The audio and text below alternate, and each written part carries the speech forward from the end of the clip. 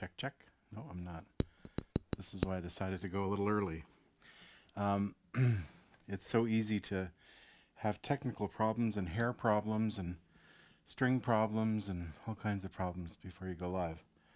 So I decided to go live a little early and just make sure that everything's hokey pokey. I'm going to just look on my phone, see if there's anything there. Hope everyone's doing well. And, oh, there we are. People are starting to check in. That's nice. Hi. Welcome to everyone. Let's see now. I have to look across at a remote monitor here. So let's see what I can see. There's Curtis. How you doing?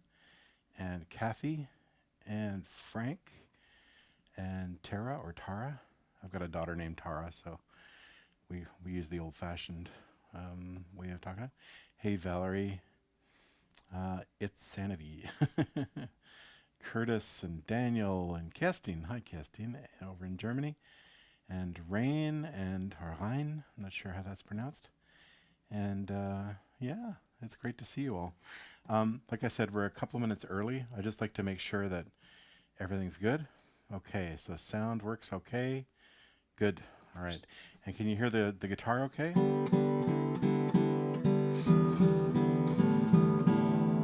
Is that audible to everyone? Oh, okay. You weren't expecting this. That's great. Well, here's the scoop. My good friend Doug Reach, who is a professor of guitar at Dalhousie University here in Halifax, Nova Scotia, he contacted me last week to see if I wanted to do a live stream, and I said, sure, well, why not? So it's really nice because okay, people are saying that you can hear the guitar okay, great.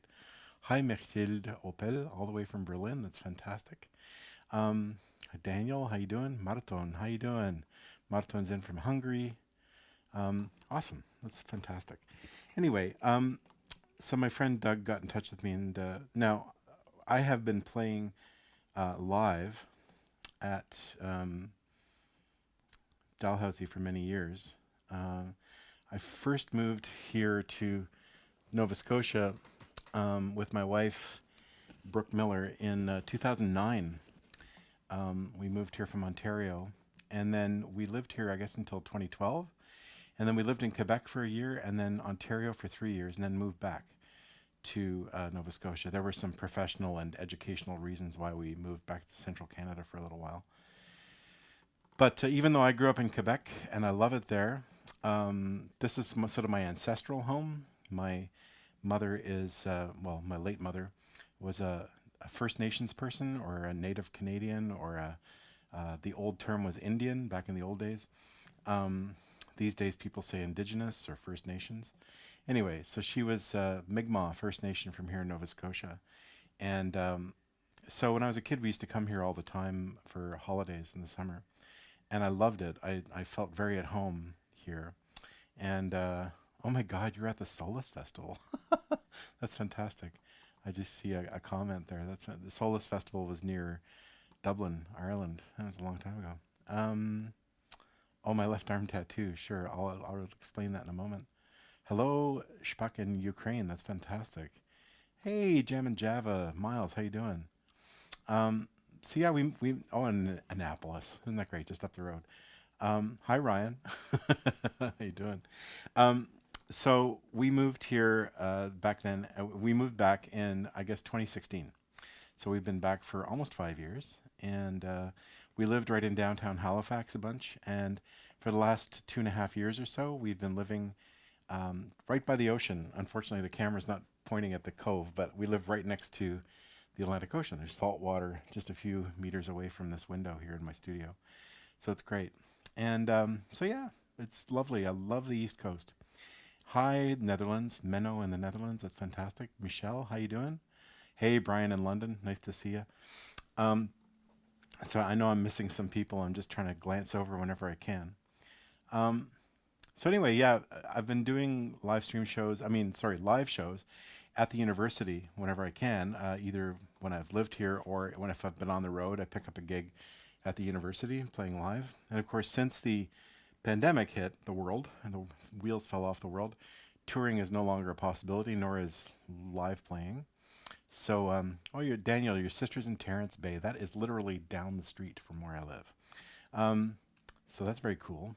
Oh my gosh, South Wales, that's great. I used to have an agent who was based in Vale of Glamorgan, so I got to know South Wales quite well, actually. Cardiff area, and played some shows. Played in Swansea. Played at one or two North Welsh shows as well, but also a lot of England and a few Scottish shows as well. And I've been to the Islands as well, so lots of going around. Phoenix, hi Michael, nice to see you. And wow, people are in from everywhere. Your voice is music to my ears. Well, here's the nice thing. Doug at the university, who hired me to play today, said, why don't you mix it up? Why don't you play some stuff you don't normally play at your streams? So I'm going to play a lot of sort of not the usual suspects. You know, when I do a live show, people tend to want to hear the hits all the time, which I totally get. But I'm going to mix it up a little bit. I'm going to play a couple of tunes you may not have heard me play live before. And they're either all tunes I wrote or tunes that I arranged.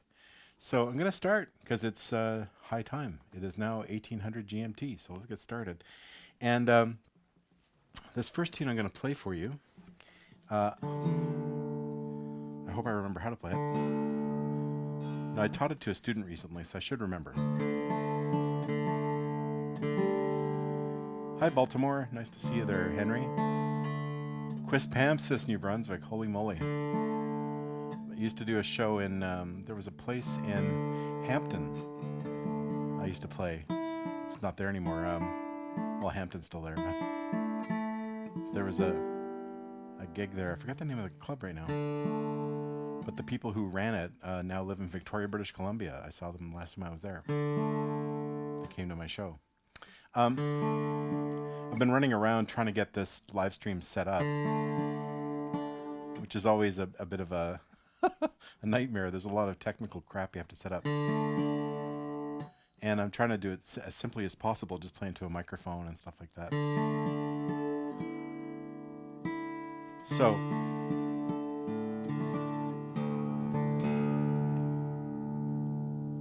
here's a tune called Big Buck. I wrote this originally actually as the main theme for a live theater show. Background, God, it was a long time ago. Probably 1989, 1990. So I was 4. It's called Big Buck.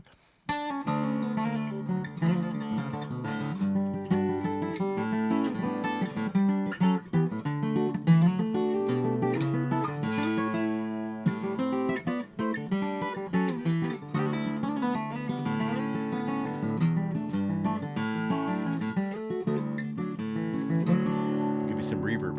Here we go.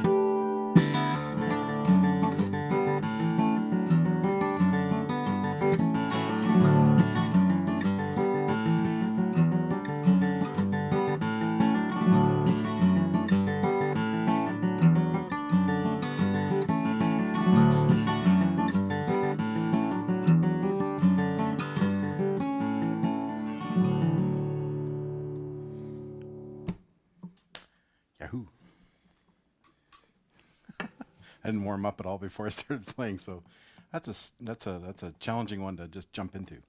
Um, Anyway, I'm just checking a couple things. I keep forgetting that I can mute this microphone when I'm playing, so you don't have to hear me breathing heavily. It sounds like an obscene phone call sometimes in the middle of a tune. I get all. Anyway, let's see who's all there. Let's see now.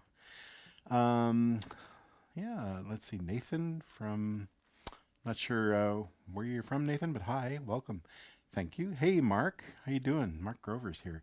Transcriber extraordinaire. If you need something transcribed for guitar, he's your dude.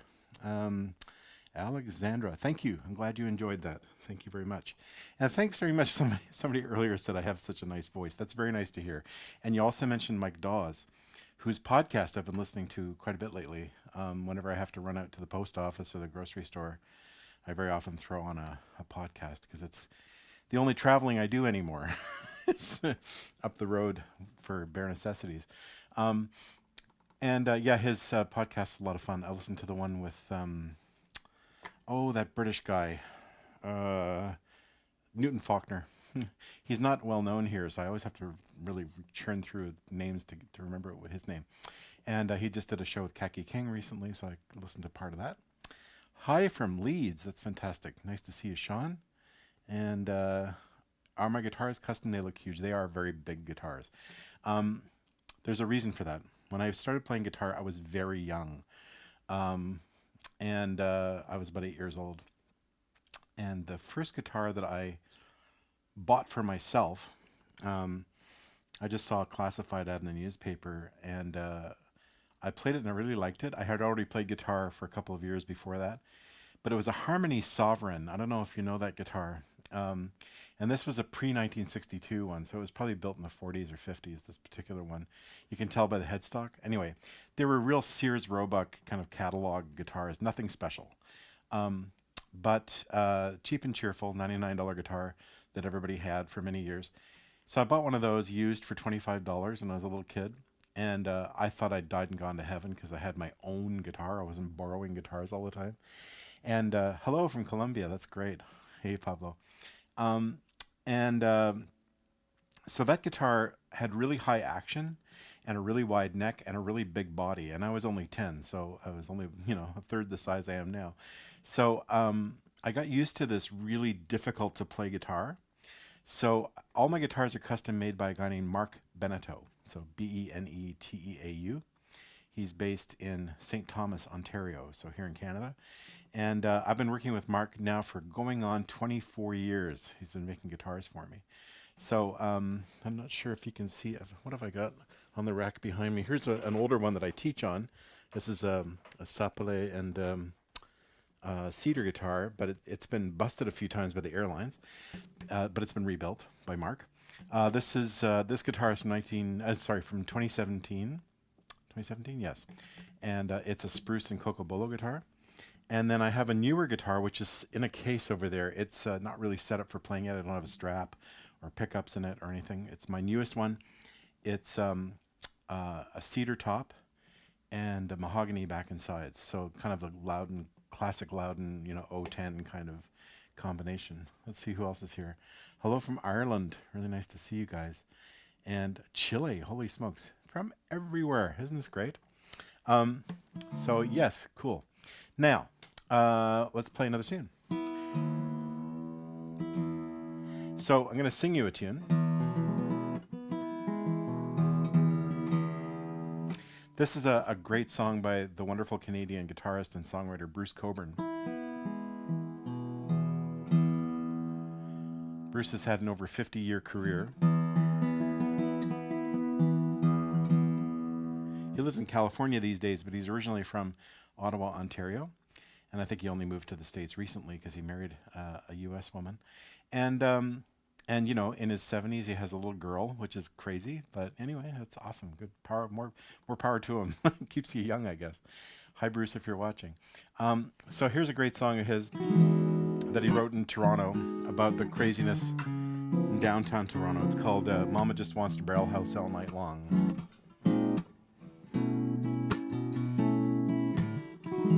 I was up the road on Easy Street, watching everybody stand around and cheat. Man comes up and says, move along back to the corner where you belong. But Mama just wants to barrel house all night long. I forgot how hard it is to hit a C sharp when I'm sitting down. I hear the city singing like some siren choir. Some fool tried to set this town on fire. TV preacher screams, come on along. I feel like Fay Ray with face to face with King Kong. But Mama just wants to barrel house all night long. Mama just wants to barrel house all night long.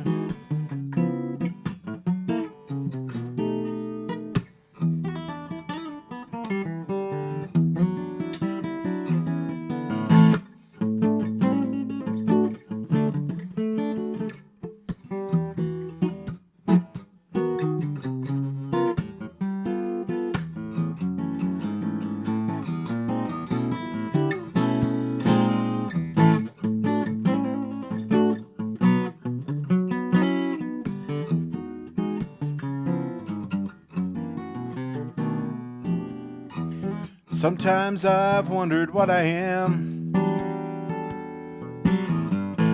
Feel like I'm living on a hologram. Doesn't seem to matter what's right or wrong. Everybody's grabbing it, coming on strong. But Mama just wants to barrel house all night long.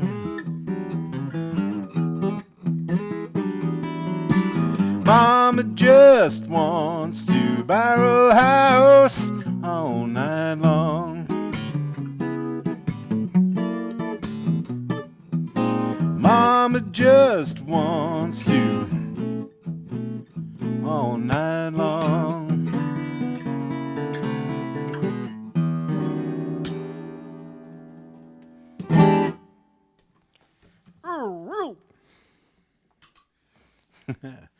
Hope you enjoyed that one. Let's see where people are checking in from. Tirana. Hey, Gloria. Yeah, I missed my shows in Port Perry too. I still have a show that I'm going to reschedule one day there. That was supposed to happen in March, I guess, in the midst of all the wheels falling off the world. It was one of the first shows I had to cancel, unfortunately. So, but I mean, reschedule. We'll get it done once everybody's got the shot in the arm. Hey, Janet, nice to see you. Super fan, Janet from here in Nova Scotia. Hey, Dustin, nice to see you. Let's see who else is here. Alf from Athens. Athens, Greece. Oh, great. Not Athens, Georgia. Cool. You just got the email in time. I know I sent it at the very last minute. Cool. Let's switch guitars. Just going to try to use two guitars today. This is one you've maybe seen me play before. It always gets a lot of oohs and ahs. It's baritone guitar. So also made by Mark Beneteau. And so yeah, it's kind of wacky looking. And so you can see that it's both the guitars use the fan fret system, but this one really goes for it. This was really designed to be a baritone. And so it's got an extra wide fan system on it for accommodating really low tunings and thick strings. So it works really well. And so yeah, and then when I got Mark to make this guitar, I said, well, why don't you put all the bells and whistles on it? I've never owned a guitar with sunburst finish. And now, depending on how you feel about sunburst finish, it either reminds you of like a 1930s Gibson or a 2016 Walmart guitar. So both use them quite often. So, oh, hey, Sean, congratulations. That's fantastic. Will I tour with Andy McKee one day? That would be nice. Andy and I are still buddies. Andy's actually going to be a special guest on my new guitar teaching website, on our private Facebook group for the John Ross Guitar Academy. So that's a little plug there. I didn't make an overlay for it. I decided to keep this non-commercial, this one. But I will mention donrossguitaracademy.com. There's the commercial. And we had our first private Facebook group get together on the weekend. I did a little Q&A. And I'm going to be doing another one on the 30th. And then Andy's coming to do one with us on February 13th. So that'll be fun. He'll be in Kansas. I'll be here. I'll be interviewing him, asking him some questions. And of course, people who join, who sign up for the guitar lessons on donrossguitaracademy.com get to join in and join in on the fun. The following month, we're going to have Callum Graham as a special guest for a Q&A session. And the following month after that, we're going to have John Gom. So it's quite a lineup. Future episodes are probably going to have people like Carlin Langadike, maybe Adam Rafferty, a bunch of people that you know and enjoy. Okay, so look for those in the future.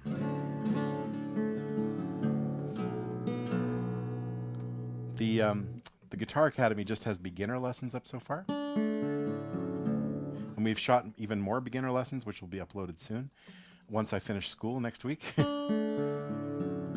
those of you who don't know, I've been studying orchestration all year. Maybe you saw my Facebook post last night. I put a page of one of my pieces that I'm writing for a film score on my Facebook wall, and that's what I get to look at for about 15 hours a day these days. It's been an amazing pandemic project. So here's a tune for the baritone called No Goodbyes, and I'm going to mute my vocal microphone and turn the reverb on.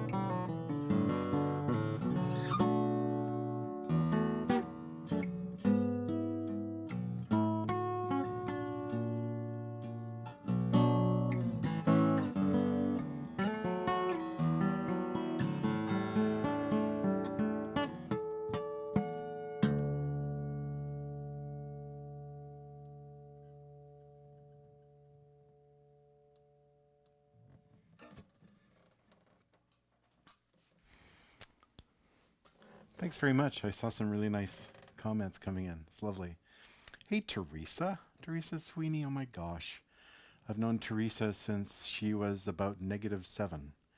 No, she was really, really little when I first met. Just trying to think now. Not sure how much older than you I am, Teresa, but you were just a little kid. I guess you're maybe about my brother's age. I'm not sure. Anyway, nice to see you out there. And thanks, Janet. Glad you enjoyed it. I saw the comment that somebody said that they fell in love with the tune all over again. That's really lovely to hear. Thank you. Um, yeah, terrific. Hello. Hi, Ewan. Wow, all the way in South Africa. Fantastic. Thank you, Jeff. So if you have questions, I'll try to glance at the comments for the next couple of minutes. One thing I should tell you, a lot of people wonder, why would you play a fan fret guitar? And that's a really good question. The fan fret idea is not a new one. It's actually kind of an old one. Goes back a couple of centuries at least.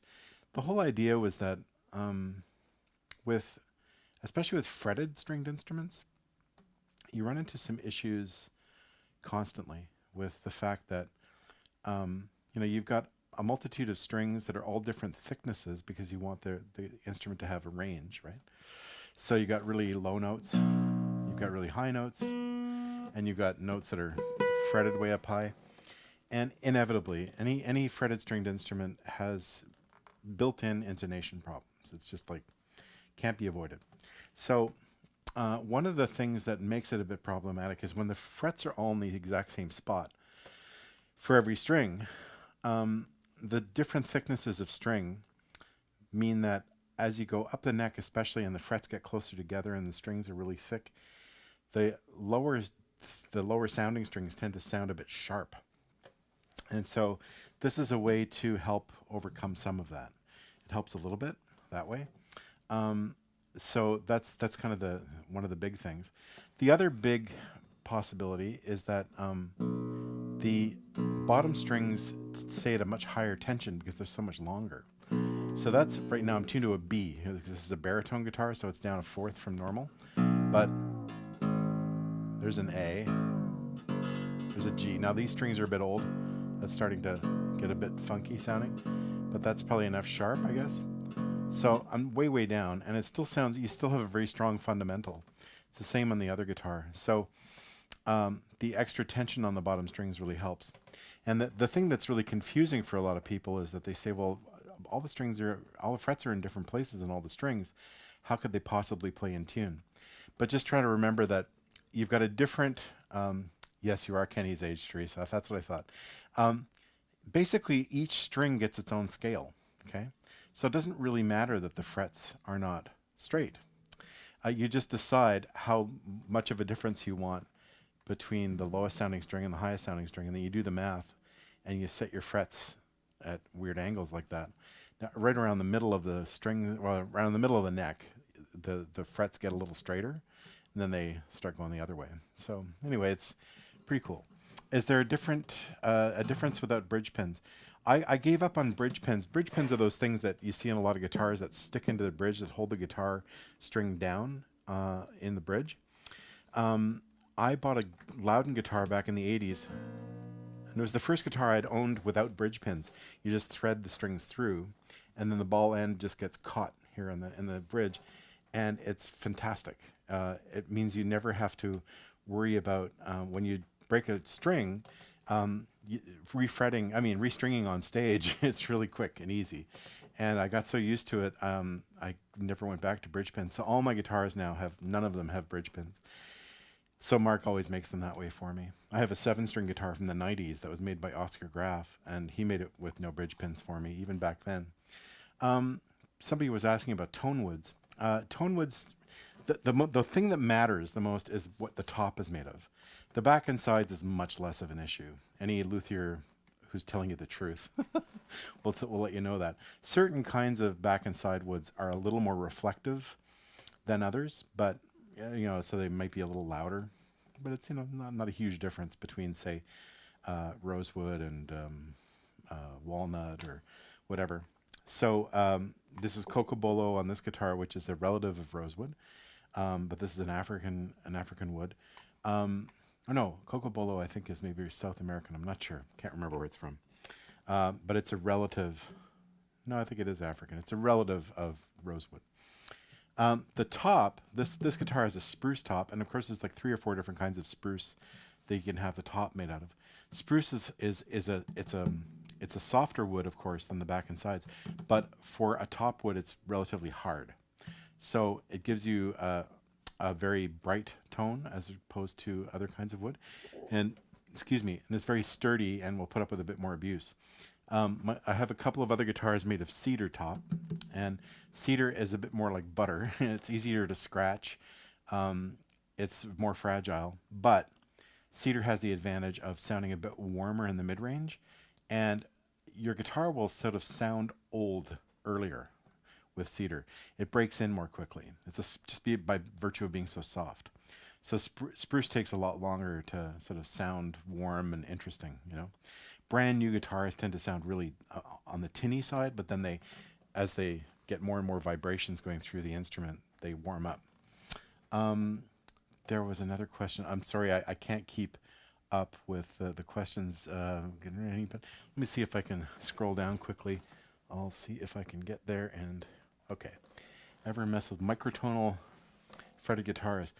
I haven't really. Thanks for the question, James. Many years ago, I was on a camping trip, and I met this guy from Arizona or something, and he had developed this system of replaceable fingerboards for guitars. So he could customize your instrument so that he would basically take the fingerboard off the neck.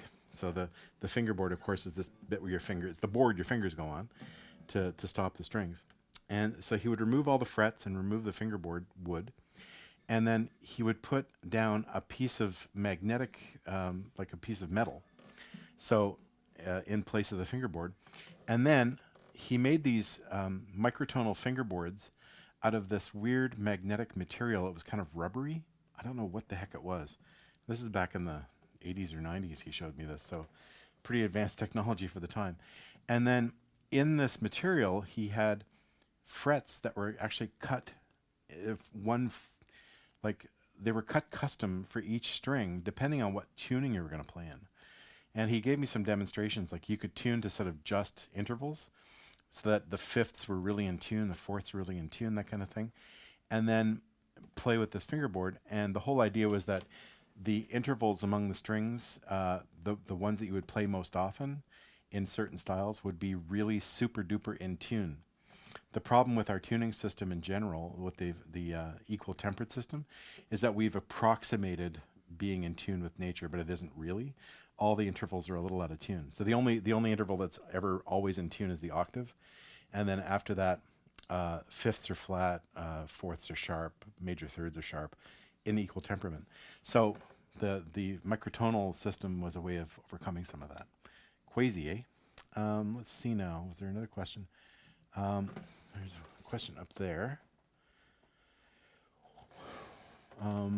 George, any advice for a picker like me who has wrist issues? I can't garnish the pressure I need to play anymore. Sean, that's a terrible problem. I'm really sorry to hear that. The only thing I can really suggest, I don't know if you're a fan of Leo Kottke, but Leo Kottke, he's an older man now. He's probably well into his 70s. But even when he was like in his 40s, he had already had a fairly long career, and he was known for, people used to call him Machine Gun Kottke because he had this really aggressive way of playing, and he always usually played with finger picks on, and all the tunes kind of went, really, really full on most of the time. And he developed tremendous tendinitis in both arms, and to the point where he just could not play. And I've had bouts of tendinitis, mild tendinitis in the past, and the insidious thing about tendinitis is that the only time it goes away, the pain goes away, is when you play. The thing that gave you tendinitis ends up being the salve for a little while you're doing it. And then as soon as you stop playing, it starts to hurt again, and it's really painful. So what Leo did was he actually developed a different style of playing with the help of a classical guitar teacher. He went to this older fella who taught classical, and he just basically said to Leo, he said, well, I'd like to help you out. And it would require you to learn some techniques that are tried and true that will let you overcome some of your problems. So it usually requires, Sean, trying to do something differently from the way you've done it all these years, which is really hard. I really sympathize. Um, I've been fortunate. I think what I do is I've been playing guitar for a really long time. I've had, like I said, I've had a couple of tendonitis bouts, but overall, I've been pretty injury free, and that's maybe partly just sheer luck. But also, I try not to play too much. That sounds weird for a full time player, but playing your guitar too much leads to all kinds of problems, tendonitis, injuries like repetitive motion things, and then of course the dreaded focal dystonia can happen, which is where the nerve sheaths, nerve endings, and all that kind of stuff, they won't process the brain messages anymore because you've overused usually your left hand.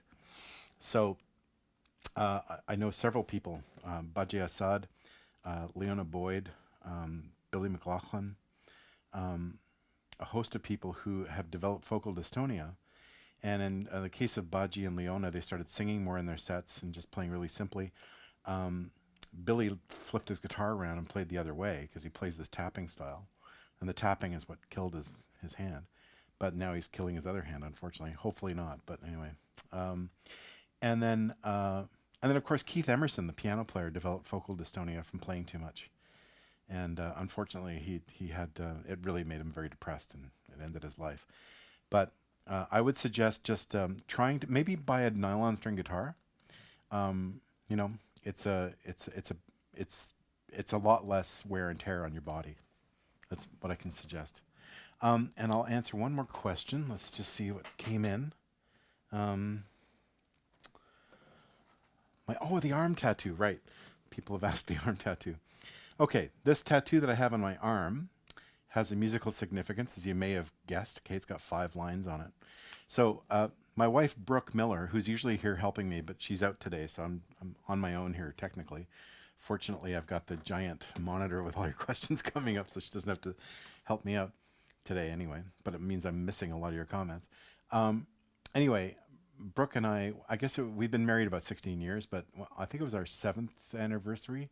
We decided that we would do something kind of permanent, like super permanent, like a tattoo.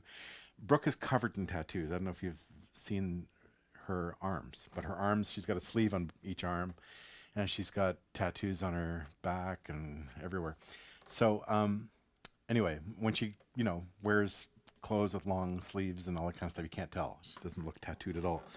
But anyway, she's got lots of tattoos. She got kind of addicted to it there for a little while.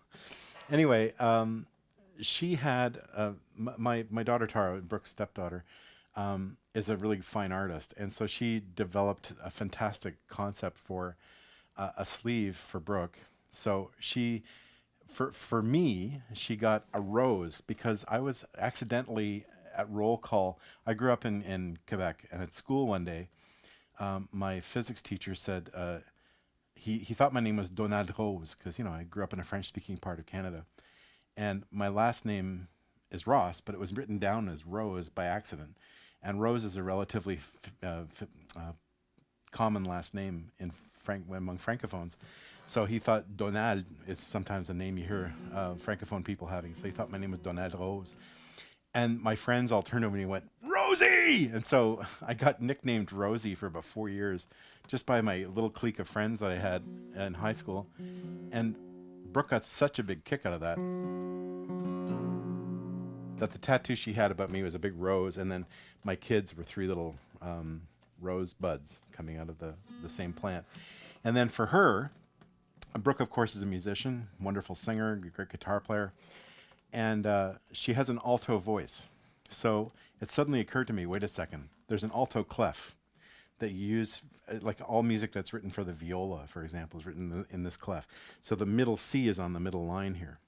And so my daughter Tara sort of stylized it a little bit, just made it a little bit filigree, And so we went to the same tattoo artist one day. I got this. She got a giant, colorful tattoo.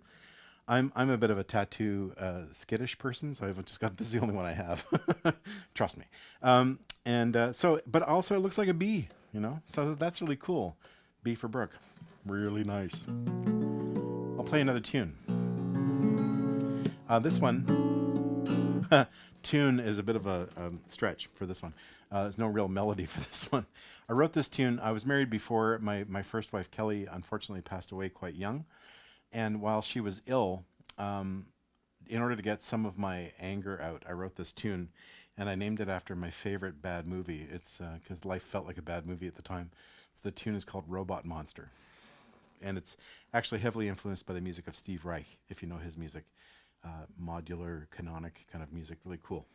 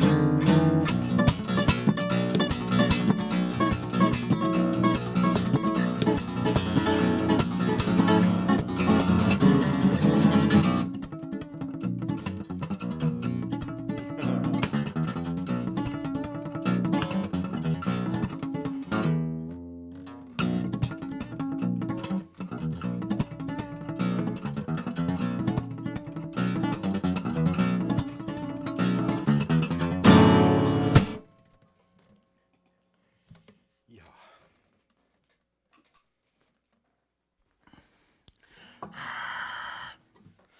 It's pretty cute. I've seen people do live streams where they have audience sound that they just sort of kick in. There we go. Crowd goes mild. Anyway, that was Robot Monster. I saw somebody's comment come up about string gauges. And yeah, string gauges are an interesting issue. Much like action and neck width and all that kind of stuff, the string gauges really affect the playability of an instrument and also the tone. So I saw somebody mentioned Andy McKee talking about medium strings and how they work well for his tunings that he uses. And I would agree 100%. I when I was a kid, there was actually, it was possible at the time to buy heavy gauge strings.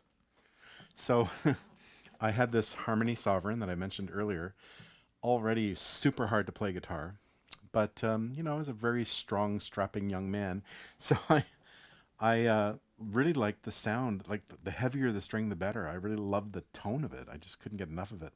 So I remember I would go to this little music store, and they had guitar strings that I think had a 58 gauge string on the bottom, like 58 to 14 or something crazy like that. So I was playing this impossible to play guitar. And then when I finally started playing better guitars, I realized, oh, I don't have to use, thanks for coming, Matthias, by the way. I realized I don't have to use such heavy strings on a better instrument because better instruments just sound better. So what I was doing with the really heavy strings is I was trying to make up for some of the lack of low end on that Harmony Sovereign. And I found the first sort of decent guitar I owned was a handmade Yamaha that I bought with money I had made at a summer job when I was a teenager. And it was a really nice sounding instrument. And I switched to medium gauge strings. So 56 on the bottom to 13 on the top. And I've stayed that way ever since. That's still what I use. This is the current stuff I use now. A lot of the sort of fingerstyle players are using these because the company bugged us to to try them out, and they're good. Ernie Ball makes them, so they're an aluminum alloy. It's weird. Anyway, the whole idea is that they have a really strong fundamental, especially in the bottom strings. Really pure, really like the fundamental kind of really shouts out, overcomes a little bit of the jangly overtones. Bass player playing guitar with medium gauge is a bit more familiar. Yes, less chance for you to break something. I hear you there, Chadovich. Let's see now. I never knew that about equal temper tuning. Yeah, equal temper tuning. It's just a tuning system, and nothing wrong with it. It's a compromise, like every tuning system is.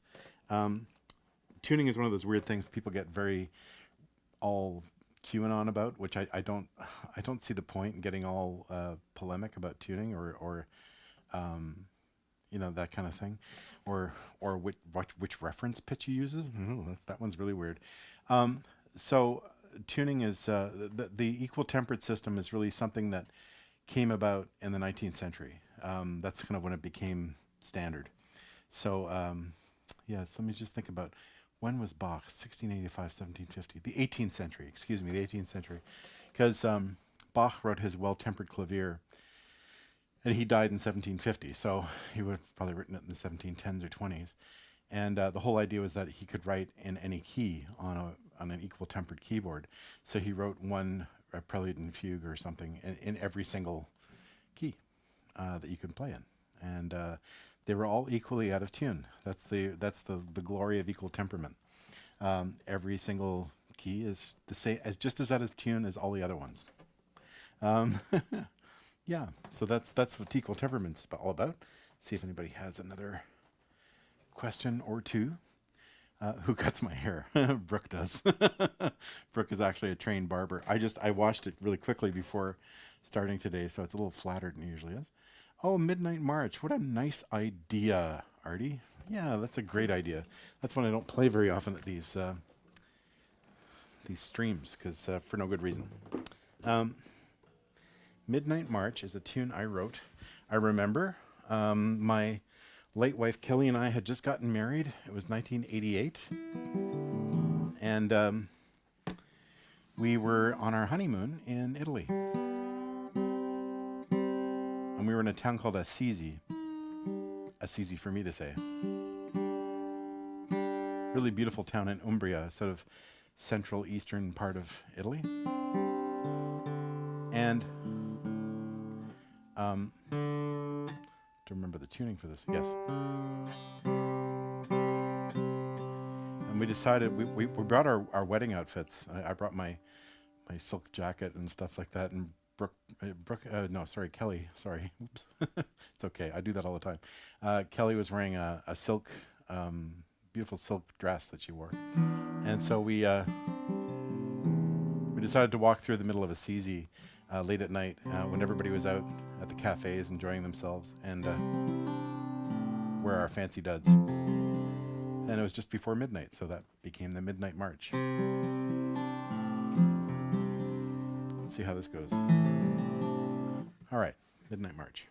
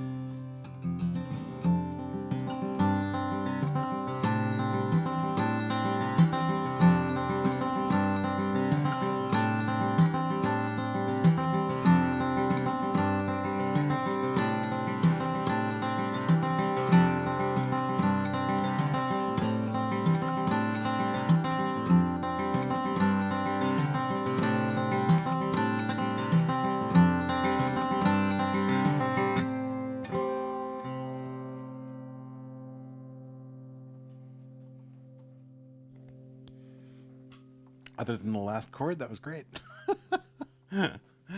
Thanks for the suggestion. Yeah, Yahoo. Um, that's wonderful. And somebody, I saw Ryan mentioning the version that's on Huron Street. Huron Street was a record I did in 2001, and it was I think it was the second record. Yeah, second record I did for Narada Records of Happy Memory. It was sort of, I finally got, an international recording deal after a bunch of Canadian deals, and it was just really exciting. And then the internet hit, and then that was that. But because Huron Street came out the same year Napster started, you could see the writing on the wall. Anyway, so I decided to do like a greatest hits, a greatest Schmitz sort of collection, tunes that had never been released outside of Canada, and I made them all a little bit different. So in some way, so I played some of the regular pitch tunes on baritone. I played some tunes that were originally recorded with a band. I played them solo, that kind of thing. Yeah, so awesome. Oh yeah, you're welcome, Sean. Nice to see you there. And let's just see if there's any. I'll take a couple more questions, and I'll probably do one more tune. Any recommendation for type of strings to use for changing tunes a lot? Okay, maybe I dealt with that. I guess the I personally like medium gauge strings, and these aluminum bronze strings do quite well for durability. So do John Pierce strings, which I used for many years. They always last a long time. Although when I'm gigging regularly, I change the strings on my regular pitch guitar every gig because I just can't be bothered with all the string changing when I break them on stage. Have my recent formal music studies produced any aha moments of realization on your older tunes, why they work musically? That's a great question, Sam. Offhand, I can't really say exactly. What I will say is that what's really interesting about the guitar in general is that we have this ability on the guitar to play what are called open voiced chords really well. And this is something I've known for a long time, but just trying to think what tune I was going to do last. Oh yeah. So for example, if you play, so the bottom three strings I've got tuned to standard. So what's a good example here? If I played something like, even that kind of thing. I'm not in tune, but that's an example of an open voice chord. So it's a G chord. That's all I'm doing. But instead of playing the regular G chord, I'm just playing the triad, but I'm playing it in tune. A little less painful. Instead of playing it 1, 3, 5, G, B, D, which is sort of root position, what I'm doing is I'm playing it with the bottom string the way it normally is, G. But instead of going 1, 3, 5, I'm going 1 right to 5. So 1, 5, and then 3 on the top. So, and that might sound familiar because it's the beginning of that Bach solo cello.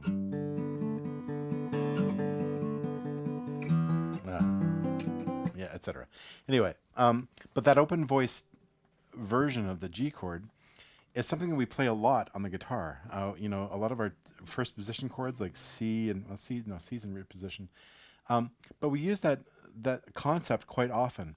1, 5, 3, and it's because 1, 5 together on our bottom two strings, power chord kind of thing, works great. It sounds solid. It's like a good building block for a chord, and then the third on top sounds sweet, right? And something that I've been doing a lot in my transcription, in my composition for orchestra, something that came up in one of the lectures. I've been doing all this online through the University of Chichester. It's an amazing program run by ThinkSpace Education, if you're interested. I'm doing my master's degree in orchestration for film and television and games, so that's kind of cool. Yes, they mentioned that, for example, when you're using French horns or trombones, that's a really great way to voice them. You can use horns and trombones to create these gorgeous chords. They're kind of like choirs, like brass choirs. And the open voice chord tends to be the best way to voice for sort of that homogeneous sound that you get from 3 trombones or 4 French horns or whatever. So when you're using a group of brass instruments like that, and you've got a lot of them, you can create this kind of wall of sound. Sort of Phil Spector reference there. He just passed away. Um, anyway, won't go there. So you can create this beautiful sound, much like you do with the strings. Right? The strings, you've got bass, cello, viola, and usually two sets of violins in an orchestra. But when you hear the string orchestra play together, it sounds like one big instrument, right? Because there's a homogeneity among the instruments. But then how you voice your chords and split them up among the string players, that's what makes the gorgeous sounds that you end up hearing. And you can do that on a piano or a guitar quite readily, because we have the luxury on the guitar of playing, an instrument that is harmonic. You can play chords. You can also play melodies as well, and you can voice chords in really innovative ways. And it's got a really wide range. So thank you very much. Nice comments coming in. The guitar has such a wide range, not quite as wide as a piano, but not too far, within a couple of octaves. The piano, the whole idea behind a piano is that basically any instrument, a note that can be played by any of the instruments can be played on the piano. It's sort of the whole range is there, right? And the guitar is just a little shy of that. So it's pretty amazing that way. And thank you for that really excellent question. And I'll see if there's one more good question, and then we'll play another tune for you. Let's see now. I didn't mention any. Ian Tuck said I didn't mention. I won't be surprised if available post-stream in case I missed it. Past live stream. Oh, archiving. Yeah, if that's just your question is, I'll leave it up usually for a couple of weeks. It's no big deal.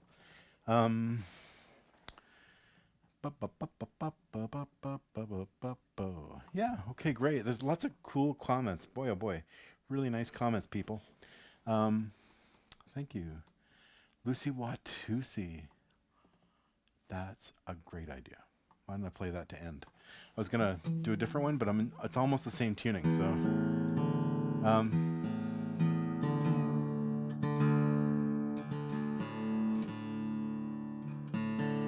So Lucy Watusi is just a really silly name for a tune that has nothing to do with anybody named Lucy or the Watusi tribe or anything. It's just those words sound great together. So you can imagine Lucy dancing the Watusi, maybe, to this one. And the whole idea with this one was it was really kind of the first funky tune I wrote on the guitar. And I just have to remember what tuning it's in. FCD, I think that's it, yeah. DAD FCD.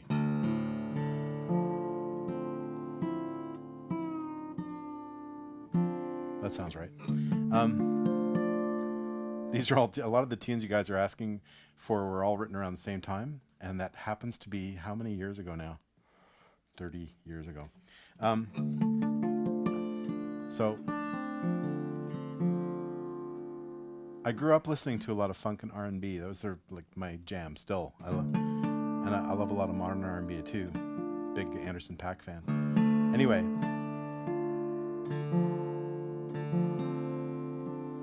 And I sort of went into mourning for weeks when Prince died.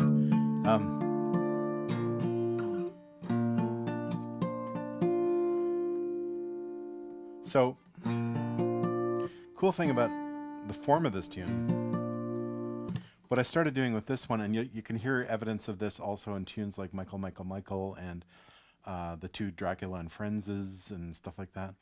I set up a bass groove, and then I do what I call horn shots that are sort of in the negative pattern. Like if you got a little space between a couple of bass notes, just get a little horn shot in the space. You'll hear it as the tune develops. And so this is called Lucy Watusi. Thanks so much for being here, and it's so nice to see people from all over the world at these things.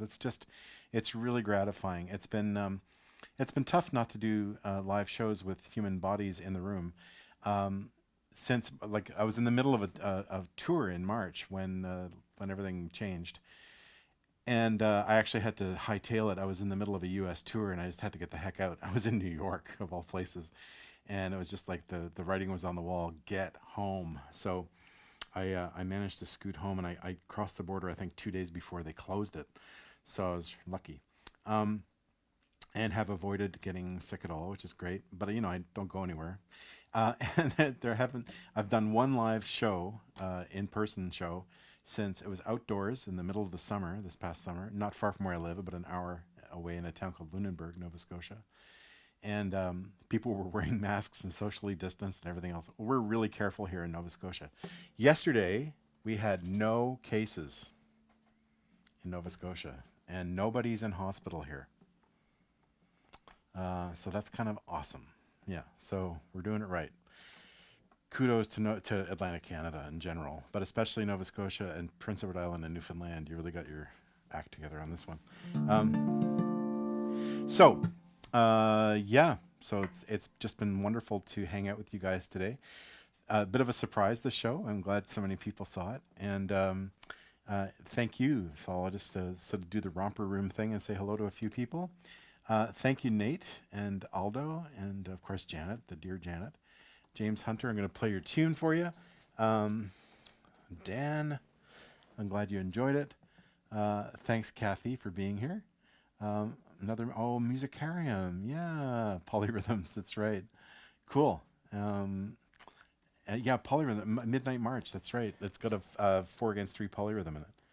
Dun, dun, dun, boom, bum, bum, bum, boom, boom. So cool.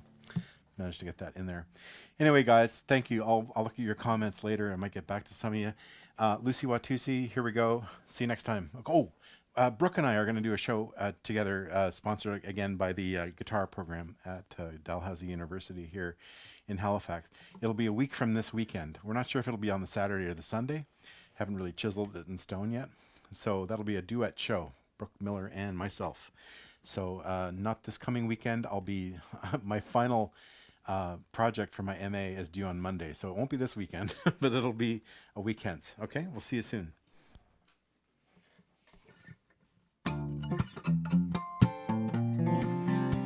Wrong tuning.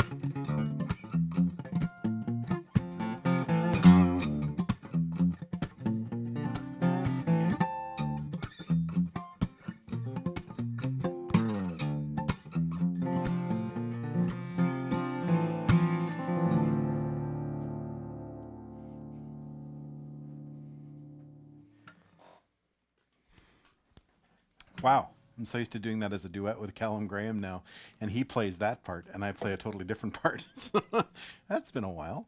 Thank you, Keston. Thanks for being here. Thanks to Chris and Teresa and Ian and Alistair and the whole gang. Thanks for being here. A week from the weekend, be back with Brooke Miller.